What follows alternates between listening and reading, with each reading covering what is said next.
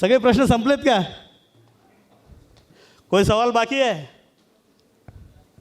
Okay भाई, तुम्हारे कुछ सवाल? हर सवाल का जवाब,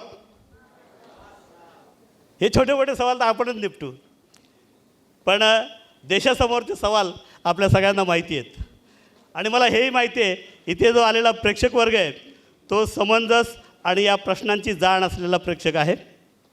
खरं तर प्रेक्षक म्हणणंही चुकीचं आहे. इथे बसलेली प्रत्येक व्यक्ती ही कार्यकर्ता, कलावंत आणि एक संवेदनशील माणूस आहे याची आम्हाला खात्री आहे.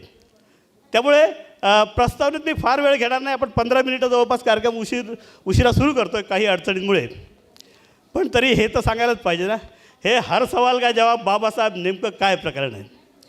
तर 4 वर्षांपूर्वी आमच्या डोक्यात आलं की हे आपण जे EVM विरोधी लढतो आहे, देशातल्या प्रत्येक प्रश्नावर बोलतो आहे, हिंदू मुसलमानच्या प्रश्नावर बोलतो आहे, BJPवाले RSSवाले दररोज नवीन नवीन प्रश्न समोर आणत आहेत आणि मग आपल्याला कळतं प्रत्येक प्रश्नाचं उत्तर बाबासाहेब आंबेडकर.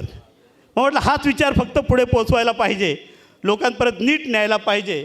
आणि म्हणून तो कार्यक्रम तो भारतभर जावा ती घोषणा म्हणून ते हिंदीत आलं, हर सवाल का जवाब बाबासाहेब. कार्यक्रम काय असावा, कोण करणार? तर प्रोफेशनल लोक, प्रोफेशनल कलाकार आपल्याला परवडणारे नाहीत. आणि म्हणून जे कार्यकर्ते आहेत मुंबई शहरामध्ये किंवा आसपास पुणे नाशिकमध्ये काम करत आहेत, या कार्यकर्त्यांमधूनच जे कलावंत आहेत त्यांनाच मंचावर उभं करायचं असं मी ठरवलं. आणि गेली 4 वर्ष सक्सेसफुलपणे हे कलावंत हा कार्यक्रम सादर करत आहेत. हर सवाल का जवाब बाबासाहेब.